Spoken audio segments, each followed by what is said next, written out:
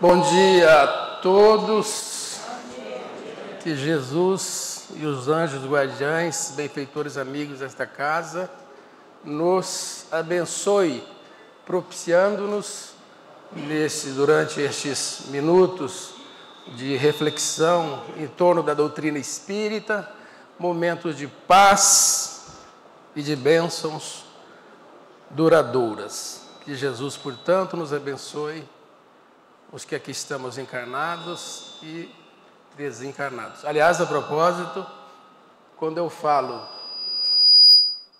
que Jesus nos abençoe os desencarnados, eu nunca me esqueço da minha filha mais velha, quando era garotinha de 4 anos, e nós fazíamos o culto do Evangelho no lar, e eu pedia para ela encerrar a prece, ela falava assim: Jesus amado, abençoe os desencarnados e as desencarnadas.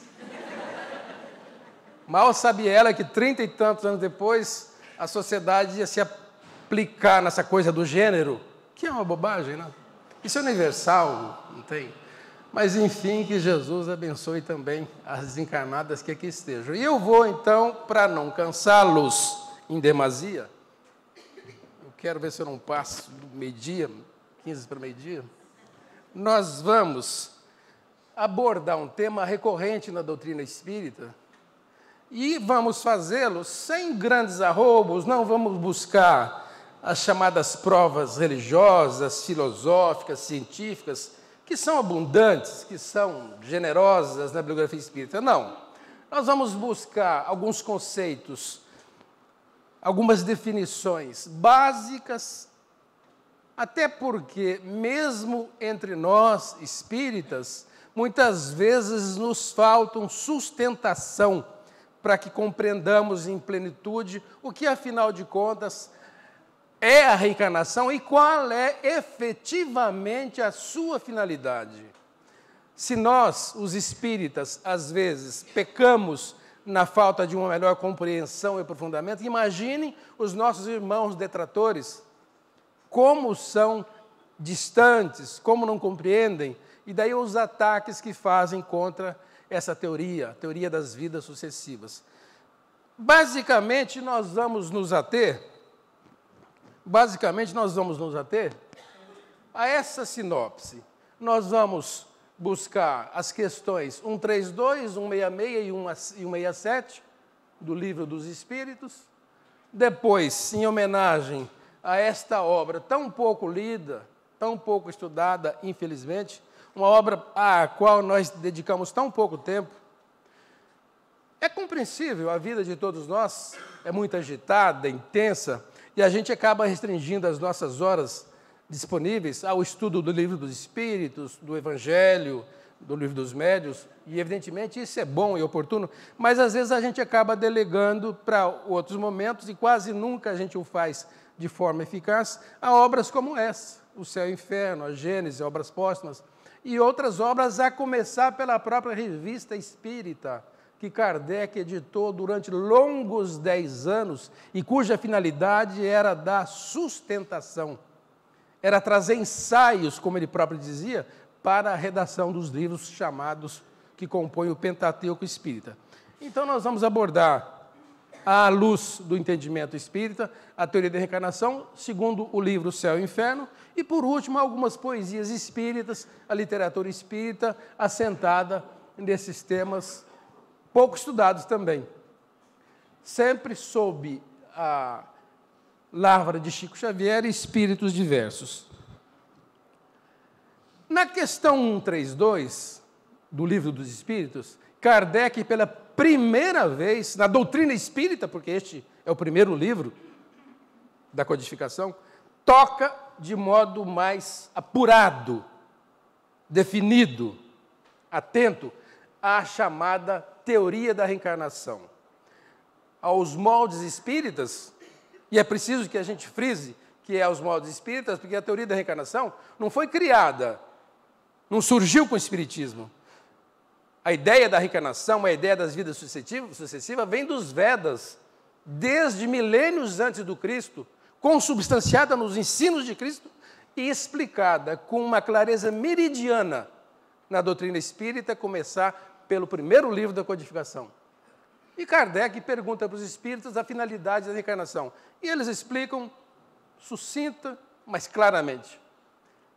Fazer com que os espíritos possam chegar à perfeição e, ao mesmo tempo, com que eles estejam em condições de assumir a sua parte, o seu papel na obra da criação, como herdeiros divinos que somos. E assim, enquanto buscam a perfeição e atuam junto à construção do universo, eles progridem também. É admirável lembrar aqui alguns aspectos pouco referidos quando a gente lê essa questão. Primeiro, onde é que está essa ideia de os espíritos chegarem à perfeição? Foi Jesus quem citou isso com todas as letras e com toda a clareza, especificamente no Evangelho de Mateus, no capítulo 5, versículo 48, quando, segundo Mateus, Jesus teria dito para aquele povo rude, rebelde, atrasado, ignorante, como éramos, e ainda somos, mas muito mais naquela época, sede perfeitos como perfeito é o vosso Pai. Perfeito. No outro trecho, Jesus teria dito, sede misericordiosos, como misericordioso é o Pai que está nos céus. Ora, vem a doutrina espírita e nos diz que uma das finalidades precípuas, fundamentais da reencarnação é fazer com que, nesse processo infindo, infindável, de vidas sucessivas, alcancemos essa tal perfeição referida por Jesus, segundo Mateus. Mas não só isso. É impressionante quando Kardec faz alusão ao progresso continuado, sistemático e desmedido, o progresso do espírito. Nisso Kardec antecipava.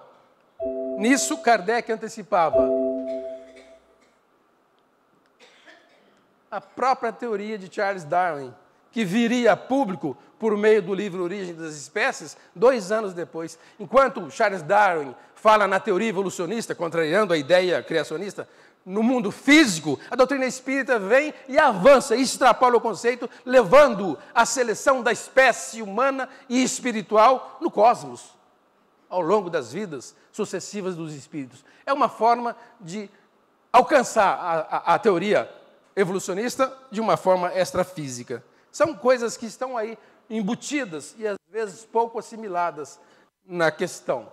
Na questão 166, já mais adiante do Livro dos Espíritos, Kardec faz uma pergunta supernatural. Aliás, Kardec era um grande perguntador. Uma das especialidades dele, como grande estudioso, pedagogo que foi, discípulo de um dos maiores educadores, pedagogos da história da humanidade, que foi Pestalozzi, ele era um bom perguntador. Se a finalidade da encarnação, uma das finalidades precípuas, é nos levar à perfeição, e a gente vê todos os dias, todas as horas, pessoas nascendo e desencarnando imperfeitas, rudes, más, às vezes visceralmente más, longe, indescritivelmente longe, distantes da perfeição. Então, é óbvio que Kardec tinha que fazer essa pergunta.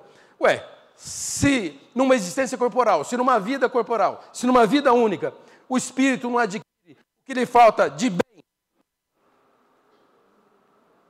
e o que lhe falta para desfazer os seus equívocos, os seus entraves, se numa vida ele não consegue, como é que ele faz? Quando que ele vai buscar? Em que outra ocasião? Em que circunstâncias? E os espíritos respondem a Kardec, submetendo-se à prova de uma nova existência. Nos mundos, neste cosmo infindo e infindável, nessa fieira de galáxias, de bilhões, trilhões, sextilhões, de planetas, de estrelas habitáveis, e muitos deles habitados. A ciência está todos os dias alcançando a definição de planetas, considerados planetas nas zonas orbitáveis, ou seja, planetas que estão relativamente próximos das estrelas que lhes dão vida, nem muito próximo para ter água, para não ter água gasosa, nem muito distantes para não ter água líquida, como a Terra, e tê-la, a água nas condições que temos. Isso pressupondo que nos outros mundos, os espíritos, os seres espirituais que lá sobrevivam ou que lá vivam, precisaria da água como nós a temos. De qualquer modo, a ciência descobre a cada dia a possibilidade, a habitabilidade dos mundos que compõem as estrelas no universo. E aí Kardec tem essa resposta. Quem não consegue alcançar a sua reabilitação, o seu crescimento, quem não avança na sua espiritualização, submete-se a uma nova prova, em novas e sucessivas e infindáveis existências, neste orbe e em orbes distantes. E eu fico admirado, me admiro desde criança, quando pouco entendi de espiritismo, não obstante tenha nascido num berço espírita, como é que podem as pessoas admitirem o milagre da vida e restringi-la a uma única experiência? Se há algo de milagroso, de incrível, de incompreensível na Terra, é o milagre da vida espiritual, animal, vegetal. E o Criador, então, sustenta-se numa única experiência. Se o fez uma, por que não 2, 3 centenas? E essa é a visão espírita. E não só nesse mundo, como a física moderna descobre, como a cosmologia moderna descobre, as possibilidades de universos paralelos aos nossos, coisas complicadas, intrincadas, sobre as quais não temos domínio, mas isso nos leva à suposição de que as vidas se sucedem neste mundo, em outros mundos e em outros universos. É o que a ciência, que a física descobre todos os dias. Resumindo, Kardec, na pergunta seguinte, 167, estabelece o seguinte: enfim, qual é o objetivo, concretamente falando da reencarnação? E eles insistem, os espíritos. Expiação. E a gente já vai entrar no conceito de expiação, conforme o livro Céu e Inferno. E melhoramento progressivo, infindável da humanidade. Seria muito estranho que Deus, o Criador, não permitisse que a sua criatura se tornassem perfeitas como perfeito é Ele, como Criador. E eles arrematam a Kardec: sem a ideia de reencarnação, onde é que estaria a justiça de Deus? Mas, saltando dessas explicações do Livro dos Espíritos, a gente vai para o Céu e Inferno. Este livro é admirável. Existem aqui comunicações de espíritos que depois desencarnados relatam a Kardec, ao seu grupo de estudo, as dificuldades, os problemas, os entraves, as lutas que tiveram no mundo espiritual em face da natureza da vida que levaram na Terra. Mas, em particular, tem aqui um capítulo extraordinário. Valeria a pena ler esse capítulo, que não fosse o livro todo. Chama-se Código Penal da Justiça Divina. Existe o Código Penal humano, o brasileiro, os estrangeiros, mas existe, na visão espírita, o Código Penal da Justiça Divina no que toca, no que se refere à vida futura. É um capítulo extraordinário, é o capítulo 7. Lá, nesse capítulo, Kardec apreende, assimila e nos explica a questão das chamadas etapas de reabilitação do espírito ao longo das reencarnações, ao longo das vidas. Como é que se dá essa recuperação? Como é que se dá essa reabilitação? Como é que o espírito se endireita, se conserta ao longo das sucessivas vidas? E, segundo Kardec, existem 3 condições necessárias, chamadas sine qua non, para que o espírito, ao longo das suas vidas, das suas experiências, das vidas sucessivas, das reencarnações, apague, elimine os entraves, os traços, os obstáculos de uma falta cometida e das consequências que advêm dessas faltas. E essas 3 condições, segundo Kardec, chegam até nós por meio de 3 etapas muito distintas. O processo de reabilitação, o processo de espiritualização, o processo de demorado, lento, mas enfim, do processo de aperfeiçoamento, de perfeição, se dá por meio de 3 etapas na visão espírita. As etapas do arrependimento, a primeira etapa, que induz à expiação e que leva à reparação. Expiação, arrependimento do espírito. Expiação, ou seja, o sofrimento das consequências dos equívocos, dos erros, dos desmandos cometidos, e a reparação, o retorno ao palco das provas para devolver, para estimular, para, enfim, suprir as pessoas a quem tem ofendido, prejudicado, com base na reparação dos seus erros. Na visão espírita, Deus nem premia, nem castiga. Seria muito estranho um Deus que precisasse estar presente no universo, esse é o entendimento de Kardec, que precisasse premiar as pessoas ou castigar as pessoas. A lei divina é magnânima, justa e mecânica. infringida a lei, automaticamente nós nos sujeitamos aos reparos. A justiça dos homens, dos pais, não poderia ser melhor que a de Deus. Os pais, quando buscam disciplinar os filhos, quando buscam trazer justiça junto à prole, não agem de outra maneira. É assim que os pais agem. E fazem tudo para que os filhos se arrependam dos equívocos, reconheçam o outro, busquem espiar, sofrer as consequências daquele equívoco, passar pela disciplina. A disciplina é isso. A expiação, no fundo, é uma restrição às suas liberdades, quando crianças, quando pequenos, e, por fim, da reparação. Devolver às suas vítimas aquilo que tomou na condição de verdugo. Segundo Kardec, o simples perdão seria uma graça, seria uma anulação, e a misericórdia divina não faz isso. Kardec tem expressões duríssimas quanto a isso. Um trecho ele fala assim nesse livro: a justiça de Deus é sábia, magnânima e infinita, mas não é cega. Se os pais procuram disciplinar os filhos a fim de educá-los, a levá-los, entre aspas, à perfeição no lar, que dirá a justiça divina? Vamos discutir, analisar cada uma dessas três etapas: arrependimento, expiação e reparação. O arrependimento seria aquele estágio em que o espírito, no seu sofrimento, passa a ver o outro.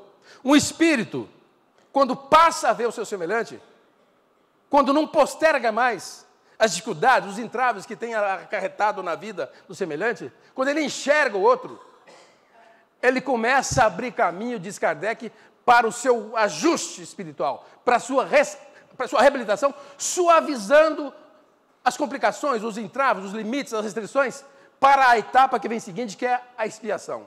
Primeiramente, o arrependimento. É o início, é o V0, como se diz em física, é o start, para que se dê a expiação. E a expiação é inexorável, como disse Kardec há pouco, a expiação é inexorável. A chamada inexorabilidade da lei é patente em todos os ensinamentos do Cristo, e é assim que o Espiritismo encara.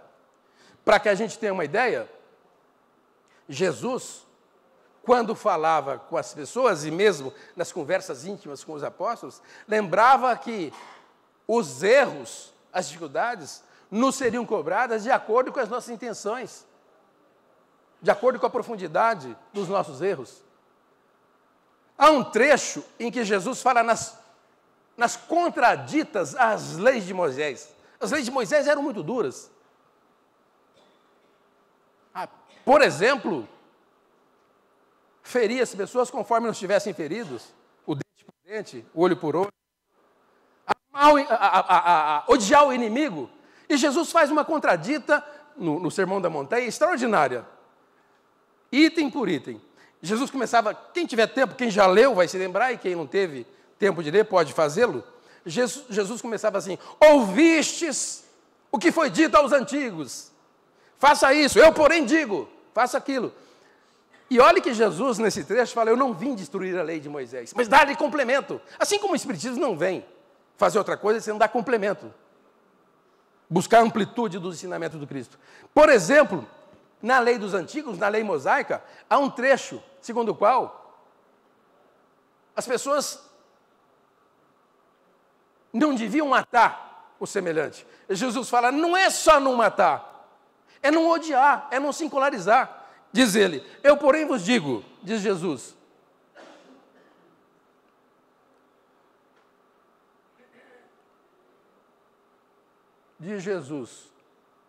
eu porém vos digo, que qualquer um que se irar, se encolarizar contra o seu irmão, estará sujeito a juízo. Essa é a ideia da inexorabilidade. A lei é inexorável. Ela nos alcança, cedo ou tarde. Consciente ou compulsoriamente, nós somos alcançados por ela. O arrependimento, dizem os espíritos, e reforça Kardec, quando é real, arrependimento real e fecundo, leva à compreensão, sugere, estimula o espírito a compreender as demais etapas de generação. Ou seja, a etapa seguinte, que é depois do arrependimento, que é a etapa da expiação, e em seguida a da reparação. Mas o arrependimento é uma etapa crucial. Quando não há arrependimento efetivo, real e fecundo, as pessoas não se emendam. Isso acontece dentro dos nossos próprios lares, quando os pais buscam educar os filhos, ou a sociedade, ou o nosso código. Quando não há real, efetivamente, não há o arrependimento, as pessoas não estão prontas para a regeneração. Uma pessoa que não se arrepende não se regenera. Daí que na lei divina não existe o perdão. Com todo respeito às nossas irmãs, às denominações religiosas diferentes da nossa, não existe isso de, no momento da morte, ou em qualquer momento, perdoar os pecados de uma pessoa que supostamente se arrepende. E se o faz sinceramente, falta-lhe ainda, após o arrependimento, as etapas da expiação. Sem expiação não há aprendizado efetivo. Isso é o que se passa nos nossos lares e é assim que pensa a justiça divina. E a expiação só não basta, vem a etapa seguinte, que é a etapa da reparação. Bem, falar do que é o arrependimento, a gente pode nos deter agora sobre a caracterização da expiação. No que consiste a expiação? E Kardec explica. A expiação se dá por meio dos sofrimentos físicos e dos sofrimentos morais decorrentes das nossas faltas, dos nossos equívocos, dos nossos abusos, das nossas transgressões, da infringência à lei divina. E essa expiação pode se dar na própria vida. Há um ditado muito comum, mas não verdadeiro na visão espírita. Há um ditado que as pessoas falam assim: aqui se faz, aqui se paga. Nem sempre, nem sempre, nem sempre. A expiação, essa paga, pode se dar nessa vida, na vida presente, pode se dar na vida espiritual e pode se dar ainda em vidas ulteriores, em existências corporais futuras. Mas a expiação é inexorável, é da lei. E quanto mais o espírito recalcitra, quanto mais ele foge e se nega a essa expiação, mais ele adia, mais ele delonga a sua reabilitação espiritual. A bibliografia espírita é riquíssima. E nas outras religiões que admitem a comunicabilidade, mesma coisa. Ao narrar a importância da expiação. Aqui valem algumas observações.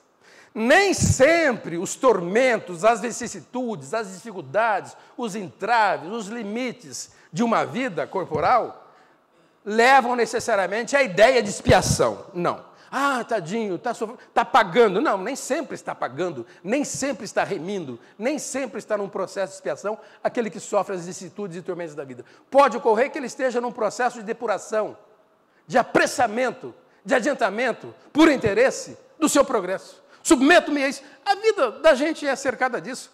Muitas vezes nós nos candidatamos a determinados tipos, entre aspas, de renúncias que indicam sofrimento, para que a gente adiante, para que a gente galgue posições, postos, do ponto de vista moral, social, profissional. É comum. Então o espírito muitas vezes sofre, mas buscando, pela consciência que já adquiriu, a sua depuração, o seu apressamento. Há aqui, por exemplo, uma frase no Evangelho segundo o Espiritismo, que eu, quando era criança, eu não me conformava com essa frase. Os espíritos dizem assim a Kardec. É impressionante. A dor é uma bênção que Deus envia aos seus eleitos. Meu Deus, a dor é uma bênção? Que raio de bênção? Eu não quero essa bênção para mim.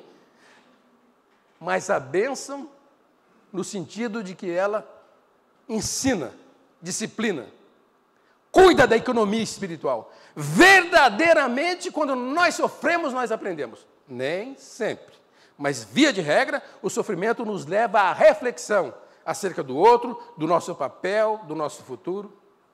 Então, os espíritos dizem... Eu tive uma amiga escritora, que há muitos anos não vejo, Lúcia Kifuri, era uma grande escritora, ela dizia, olha, eu aceito tudo no espiritismo, mas não aceito essa frase. Mas ela é verdadeira. A dor tem um papel importante. Existem casos que a gente poupa agora vocês, com os companheiros. Há uma mensagem de Emmanuel, belíssima, cujo título é Em Casa. Ela está em diversas obras, diversos livros, mas em especial eu a leio sempre no livro Luz no Lar. Luz no Lar é escrito por diversos espíritos, mas essa mensagem é escrita por Emmanuel.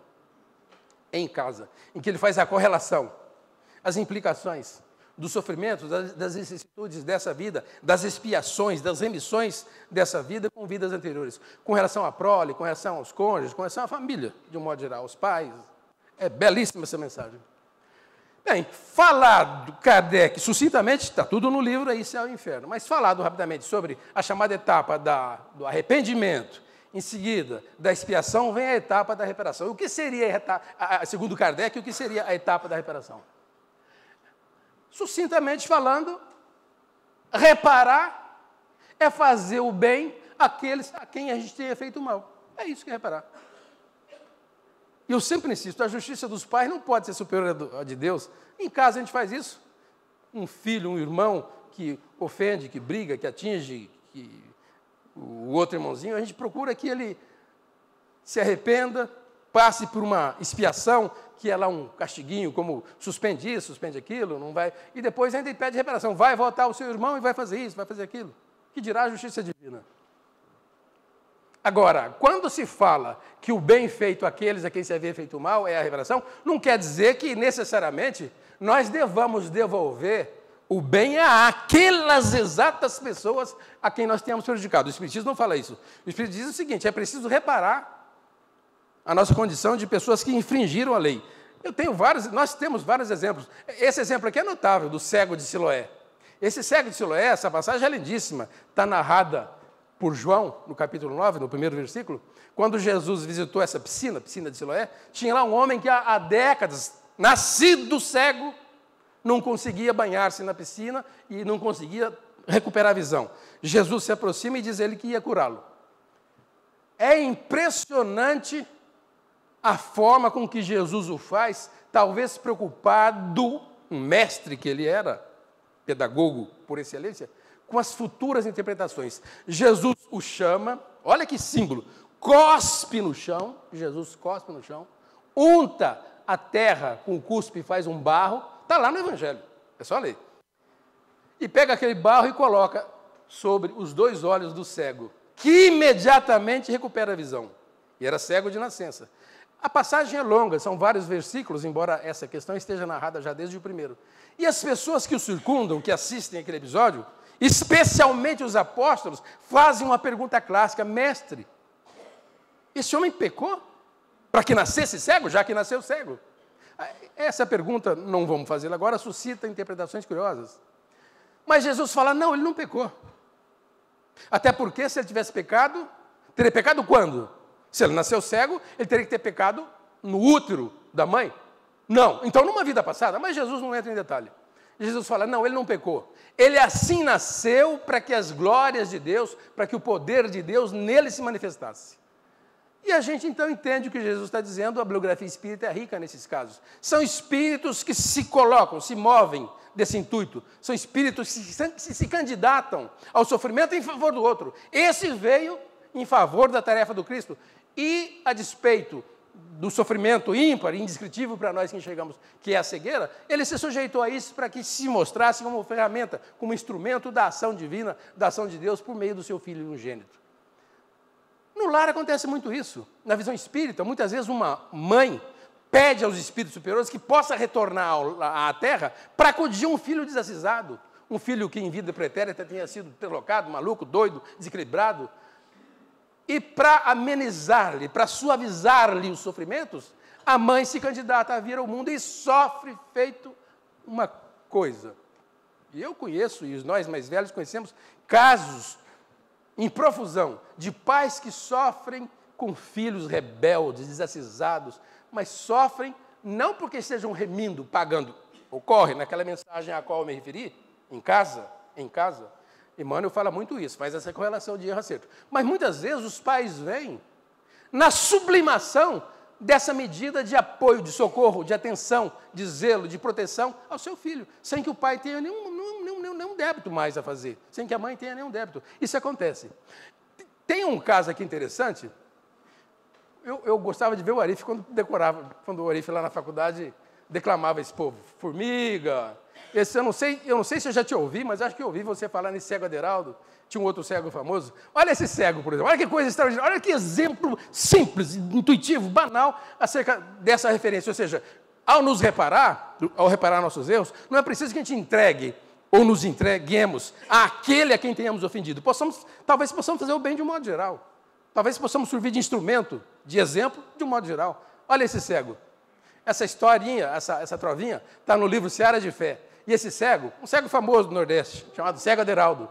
Olha a trovinha que ele cantava. Deus me chamou à cegueira para a prova da alegria. Foi assim a vida inteira. Ou eu cantava, ou eu morria. Ele cantava, as pessoas jogavam as moedas no pratinho dele, e então você tinha alimento. Mas Deus o chamou à prova da alegria, e aqui ele promoveu a alegria, o exemplo. Para quantos passassem pela rua, ele não estava devolvendo para aqueles a quem ele tivesse prejudicado? Ele não estava tentando servir de modelo ou trazer uma reparação àqueles a quem ele prejudicou. Ele traz aqui um modelo de reparação para a humanidade, para quem passou por lá. E ao mesmo tempo está se reparando, ao mesmo tempo está se redimindo, está remindo dos seus erros. Agora, é preciso lembrar mais o seguinte, segundo Kardec, quando a reparação não é feita, por má vontade, por fraqueza, enfim, diante das circunstâncias que nós catalogamos como dificuldades, se não for feita a reparação, diz Kardec, o espírito voltará em vida, uma vida ulterior, em contato com as pessoas que de si tiverem queixas, a fim de mostrar para essas pessoas o seu reconhecimento. E então, produzir tanto bem quanto mal lhes tenha feito. Mas a gente sempre reprisa, não necessariamente as mesmas pessoas. Numa circunstância qualquer, numa vida ulterior, a gente vem à Terra e passa a auxiliar as pessoas, fazendo tanto bem quanto mal temos feito ao nosso semelhante. Talvez por isso, veja como é belo o Evangelho, né? Honório de Abreu fazia muito isso, uma análise formidável. Veja, uma frase aparentemente, uma frase descuidadamente, a gente não percebe, perdida no Evangelho, mas de um profundo significado e com alta ilação a esse conceito. Jesus, segundo Mateus, ainda no capítulo riquíssimo, capítulo 5, diz que Jesus se referia aos seus ouvintes nesses termos: concilia-te depressa, o mais rápido possível, com o teu adversário enquanto ele e você estão encarnados. Concilia-te depressa com o teu adversário enquanto estás no caminho com ele. Porque se não fizer agora, vai fazer em vidas ulteriores e, como é natural, imaginar com mais dificuldade. Porque quem não repara seus erros numa existência, achar-se-á em vida ulterior na condição de beneficiar as suas vítimas. O tema da reencarnação é rico demais, né? E a nossa abordagem, a gente vai se limitar a isso aqui, porque agora eu quero trazer algumas trovinhas, sempre da lavra de Chico Xavier.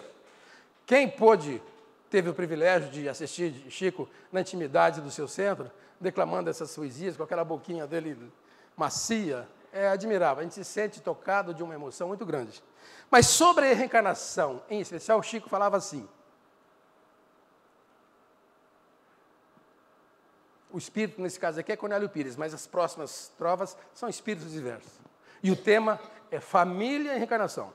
E Cornélio Pires, num dos seus livros, começa a sua preleção assim: você nos pede, ele estava se dirigindo a uma pessoa que o havia procurado por meio do Chico.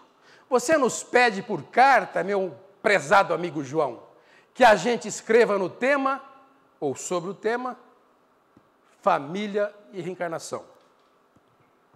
O mundo, diz o Espírito, olha que cena, olha que frase, olha que trova, lembra um teatro. Cada função nunca cessa. Toda casa lembra um palco. E cada família é uma peça. O espetáculo é de todos. A prova é parte comum. Mas proveito e aprendizado são coisas de cada um. O espetáculo é de todos os membros da família naquela peça. A prova é parte comum. todo mundo está imerso no lar, em face das provas pelas quais tem que passar. Agora, o proveito não. Proveito e aprendizado são coisas de cada um. Ele continua. Nossos erros de outras eras, ódio, inveja, tentação, retornam pela família na lei da reencarnação. Requisitamos em prece, no mundo espiritual, inimigos por parentes. E ao revê-los ombro a ombro, reclamamos descontentes. Antes do berço, antes de nascer, rogamos a luta que nos apraz. Depois, muito comumente, com muita frequência, buscamos voltar atrás. Você dá conta de ler bonito com essa fleuma que você tem? Se você vê aqui para mim, lendo pela primeira vez, você dá conta? Então, letra grande. É velhaco, né? Nunca. Agora vem uma história. Então, ele vai dar um exemplo dessa relação, por meio do estudo da reencarnação, dessa relação parentesco e família. Olha que história linda, banal, acontece conosco todos os dias. Quer ver? Ele vai começar a contar, o Cornélio Pires. Num casal desajustado, o namoro era um jardim de festa, flores e abraços sob a ternura sem fim. Decorridos longos meses, eis a rotina em ação. Enfadaram-se um do outro ao primeiro palavrão. É bem o que acontece, né? Problema da rotina no casamento. Fossem diálogos simples ou em notícias que agitem, a conversa disparava e quase sempre para aplausos ao desquite. Despenderam tantas horas no insulto amargo e infeliz que por fim deliberaram levar o caso a um juiz. O juiz ouviu-lhes calmo, o casal, né, que queria se separar, com bondade e compreensão, e pediu aos dois amigos, não busque a separação, se possível, né? E aqui a gente vai ver que foi. Ouvindo tantos conselhos repletos de sensatez, a esposa reconfortada optou então pela gravidez. Em seguida, aos 9 meses, do casal nasceu Julinho, um meninão bochechudo, uma glória de carinho. Não se falou mais ali de desquite, nem irritação. Era só Julinho, meu filho, venha cá, meu coração. A jovem mãe encontrara o amparo que sempre quis, e o pai, agora mudado, sentia-se forte e feliz. E entendi que em todo lar, eu fico meio arrepiado com isso, em todo lar, seja de crentes ou ateus, toda criança que nasce é uma bênção de Deus. Para mim e para o Arif, por mais uma meia dúzia dos presentes aqui, que o povo aqui é tudo novinho, a gente tem essa alegria 2 vezes, né? Porque essa primeira experiência é com os filhos, e Deus permite que a gente renove com os netos. E muitos com bisnetos, ou trinetos. Tem muita gente que tem trineto. Que coisa linda, né? Entendi que em todo lar... Bem, agora vamos ainda sob a pena de Cornélio Pires, o grande divulgador do sertão brasileiro que foi em vida Cornélio Pires, até se encostar no Chico, depois de desencarnado. Ressentimento não vale. A justiça não se atrasa e a lei da reencarnação atua dentro de casa. E ele então começa a contar por quê. Ele começa a dizer por que é verdade que a reencarnação começa a fazer justiça dentro de casa. Furtando-lhe sítio e casa, Quinquim matou o Rui da venda, mas Rui nasceu neto dele, a fim de dar-lhe a fazenda. Isso acontece demais. Na visão espírita, acontece demais. Nasceu neto do desgraçado que ele matou. E recebeu de volta, a fim de buscar a herança, né?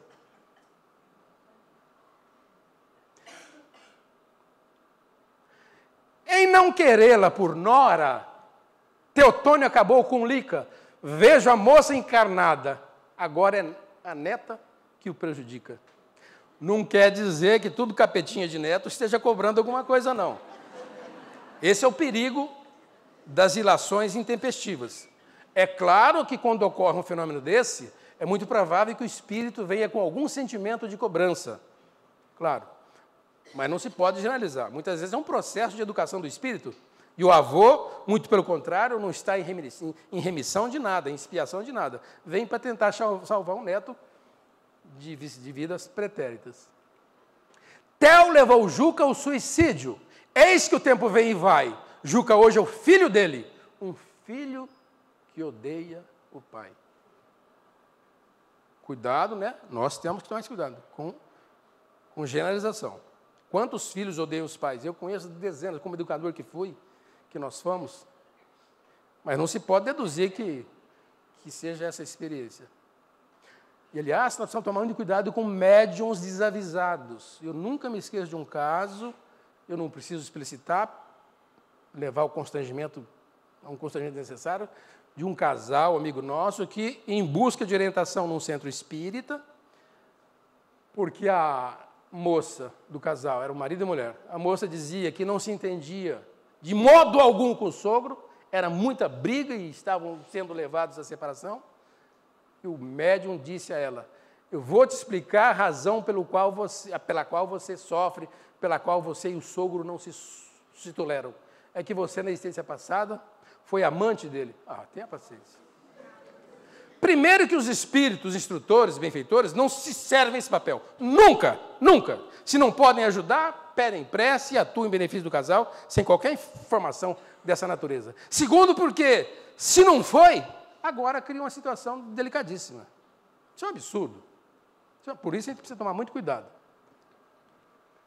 Agora um tema de diversos espíritos, ainda sob a lavra de Chico Xavier, sob a atenção dele, que falam sobre trovas de um modo geral e aprendizado. Eu já estou encerrando. Sentença que a vida guarda em seus artigos de fé. Na hora do sofrimento, cada qual mostra o que é.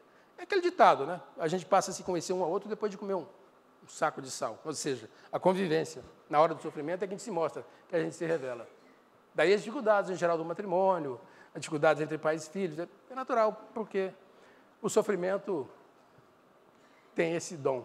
Guarda silêncio e não fale das amarguras que tens. Há muitos males, há muitos bens que são males, mas também há muitos males que são bens. Essa é a visão espírita.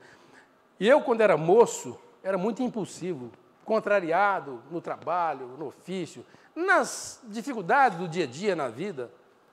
E eu falava, ai meu Deus do céu. E sofria inutilmente. A verdade é que depois que eu envelheci, e sempre amparado pela compreensão espírita, eu descobri o seguinte, olha, quer saber, se ocorreu, desde que não seja imprevidência minha, ou que não o identifique como imprevidência, é o tipo do mal que vai me trazer bem. E às vezes a gente nem se dá conta, né? Às vezes sim, você percebe que aquele mal te trouxe um grande benefício. Eu sempre narro uma história aqui, tem uns minutos, que eu tinha um carro, já narrei aqui uma ou duas vezes, mas eu quero repetir porque ela é oportuna. Nós participávamos de um culto espírita num bairro distante, muito escuro, na casa de um parente, e lá algum bandidinho, algum moleque me riscou com uma tampinha, com um prego, a ala lateral total do lado direito do carona, do carro da minha esposa, era um carro novinho, um hatch bonitinho, riscou tudo. E nós nem tínhamos percebido, porque fomos para casa, da casa para a garagem. No dia seguinte, minha esposa vai para a escola, quando chega, as colegas falam, nossa, o que é isso? O seu carro está totalmente arriscado, as portas laterais do lado do passageiro. Aí ficamos muito aborrecidos, naquele tempo eu ainda perdi o sono com isso, e hoje eu já aprendi que, paciência, é matéria, enfim, existe. Só que eu fui atrás do seguro, o seguro falou, não, isso a gente caracteriza como vandalismo, não fazemos. Fui atrás do tal martelinho de ouro, o cara falou, não, está muito profundo o risco, não tem conserto, você tem que pagar isso. Falei, bom, já que eu tenho que pagar, deixa um tempo. Um dia qualquer eu faço. Um belo dia, ensimesmado com uma dificuldade profissional, eu já estava aposentado, mas uma entabulação com o colégio que me convidava para trabalhar, com uma proposta que me mexeu com a cabeça, eu desci a rua Jorge de Ibiriçá, sentido Boa Vista para o centro, tem que atravessar a avenida. Naquele tempo não existia o semáforo que tem hoje. Eu, no mundo da lua, olhei, descendo aqui, olhei para o lado do Pastorino, lado esquerdo, não vi ninguém, mas esqueci de olhar para a direita. E veio um Opala, me arrebentou, me pegou com uma tal violência que me levantou o carro para cima. E caiu torto, e eu falei, meu Deus do céu, eu preciso acudir a minha esposa, que minha esposa é cardíaca, tem cirurgia, e algum colega vai me ver na situação, vai ligar para ela, vai matá-la, vai desencarná-la de susto. Então eu falei, deixa eu pegar o celular e ligo para ela, bem, fica, olha, se chega... Mas o celular sumiu na pancada, era aquele StarTAC antigo, aqueles Motorola, tijolo. E eu procurando, e quando eu comecei a procurar, eu desci, procurava diário do banco, o sujeito do carro que me bateu, a culpa era 100% minha, ele falava assim, calma, senhor. Ele achou que eu estava procurando uma arma, né? Calma, senhor. Eu falei, não, eu estou calmo, eu espero que você também esteja, eu estou procurando no telefone, eu não acho miserável, sumiu, o banco torto. Nisso o telefone liga. Toca, sozinho, me chamando. Há males que vêm para bem. Eu atendi o telefone, era minha mulher. Bem, estou te ligando, porque... Eu falei, não, pera, deixa eu te falar primeiro. Sabe aquele problema do nosso carro? Sei. O seguro vai pagar. Ah! Como é que você conseguiu convencê-los? Ah, isso eu te conto. Mas vai pagar todinho, vai trocar todas as portas, saia. Quer dizer, se eu tivesse sofrido como antigamente eu sofreria, seria um sofrimento inútil, que me faria cheio de mutismo, nervoso, aborrecido, com noites de sono. Eu não perdi noite de sono nenhuma. E resolvi meu problema. Acho que isso acontece mais vezes. E eu, quando não percebo o que pode estar por trás, eu penso, bem, alguma coisa deve estar atrás disso para que eu não me prejudicasse mais. Minha filha vinha vindo para cá, para Rio Preto, semana passada, com o carro cheio de bagagem, com meus 2 netos, o marido e o neto, e os meus netos. E ao sair no trevo, fazendo balão, um caminhão, uma balroa, ele arrebenta com a frente do carro, roda, um desastre. E ela vinha para o aniversário de desencarnação do avô, aquela tristeza. Aí eu me lembro disso. Eu me lembro desses detalhes. Se ela tem mérito, eu não sei, admito que até tenha. Se ela não tiver, o marido tem. Se não tiver, talvez os filhos tenham. E talvez está sendo poupada de um problema maior. Quem sabe? Foi só problema físico. Ante o mal, eis a doutrina que serve a crentes e ateus. Perdão é melhor vingança nos estatutos de Deus. Eu ando fazendo uma força, eu estou quase aprendendo essa técnica. Ainda não consigo. Fala, miserável, desgraçado, mas eu perdoo. Quer dizer, perdoa nada, né? Mas estou fazendo força, porque essa é a melhor vingança. É uma tática de você deixar o seu oponente, o seu adversário, meio zonzo. O cara fica pensando, esse cara é tonto ou ele é perspicaz? E nessa dúvida você vai tocando sua vida. O perdão é a melhor vingança de Deus. A vida tem a rigor 2 lições a contento. Quem não aceita do amor, recolhe a do sofrimento. É o que nós estamos falando. É a opção nossa, né? Ou a gente aceita a lição que vem pelo amor, ou então recolhe a que vem pelo sofrimento. Porque ela segundo Jesus, segundo Kardec, ela é inexorável, ou seja, não se move a rogos nenhum. Uma vez infringida a lei, tem que haver reparação. Então, é questão de assimilar. O céu conta com 2 ralos para limpar o destino. Instrução é o ralo grosso, sofrimento é o ralo fino. Ralo de chão, de cozinha, Qual você quer? Limpar o seu destino por meio do quê? Da instrução, que é um ralo mais grosso, as sujeiras passam mais facilmente, ou o ralo fino, que é demorado, em paçoca, aquela marasmo. É bom a gente optar pelo ralo grosso. Na lei de peso e medida, seja de lá ou de cá, só se recebe na vida aquilo que a gente dá, bem ou mal. São lições, trovinhas de profunda sabedoria, né? Surpresas além da morte, cada qual tem sua vez. A gente leva da vida a vida que a gente fez.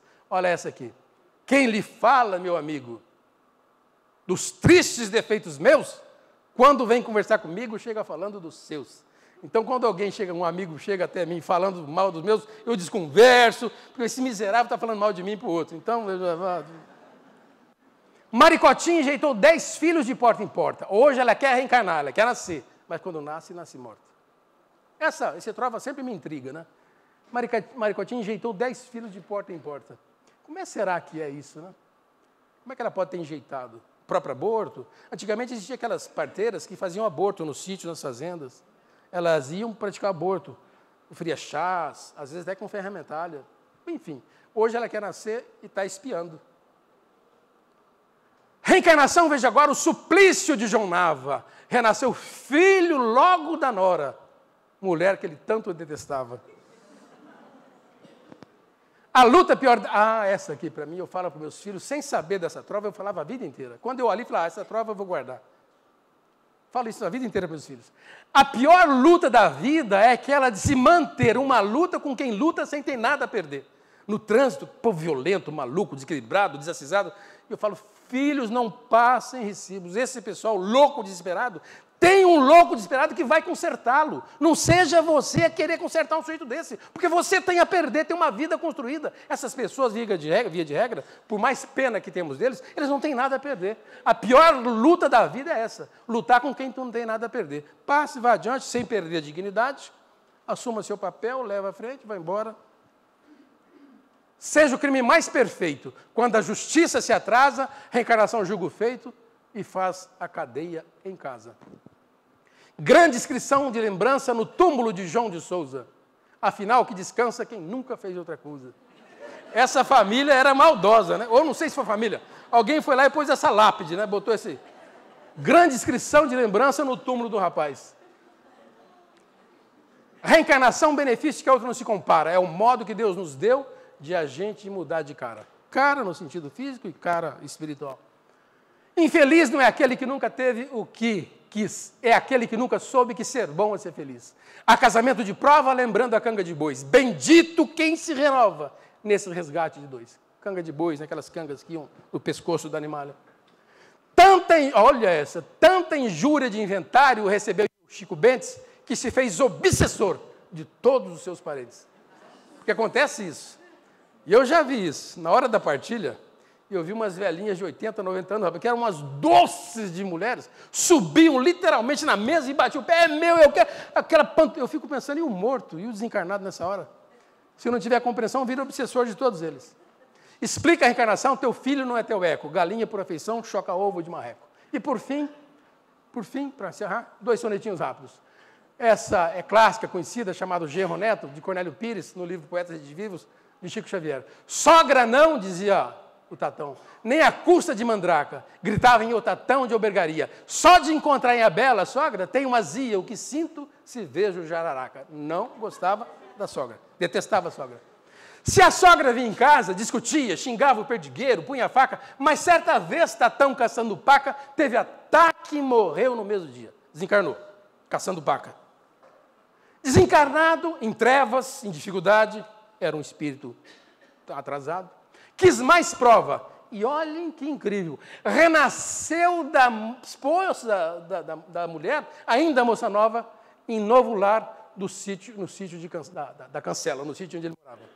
Quis mais prova, pediu a Deus a bênção de mais prova, pois ele veio renascer como filho da própria esposa. Hoje só quer vovó o dia inteiro.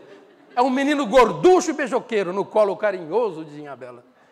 A transformação a qual Jesus se referia, transformação por amor. Nasceu como filho da esposa. Ele que era, portanto, genro, virou neto. Que coisa fantástica. Quantos casos não deve ter desse, né?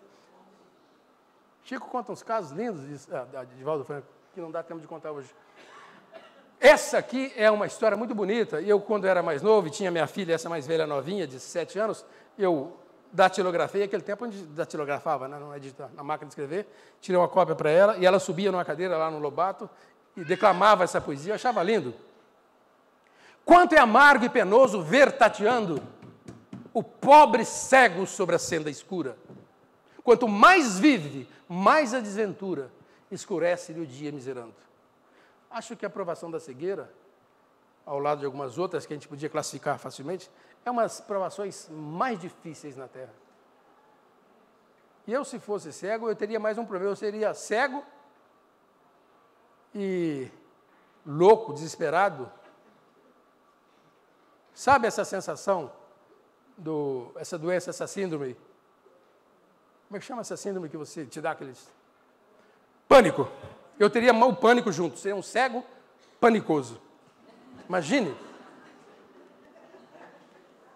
Mas há na terra noite ainda mais densa, diz o espírito Cassimiro Cunha, no belíssimo livro Lira imortal. Cheia de escuridão e iniquidade, noite ainda mais densa. Dos que vão sem luz e sem piedade, afundar-se no abismo da descrença. Ele agora começa a comparar a cegueira física com a cegueira espiritual. O cego físico ele chama cego de Deus. Cegos de Deus, este. Felizes vós os credes, pois que as luzes celestes já te vedes, pelo poder da fé que ampara e adoça. Vivei tranquilos nessa noite imensa, porque no mundo a treva da descrença é uma estrada mais negra do que a voz. Esse camarada, Cassimiro Cunha, ficou cego a partir de um certo ponto. Por isso é que ele fala com tanta propriedade. Gente, muito obrigado e bom dia.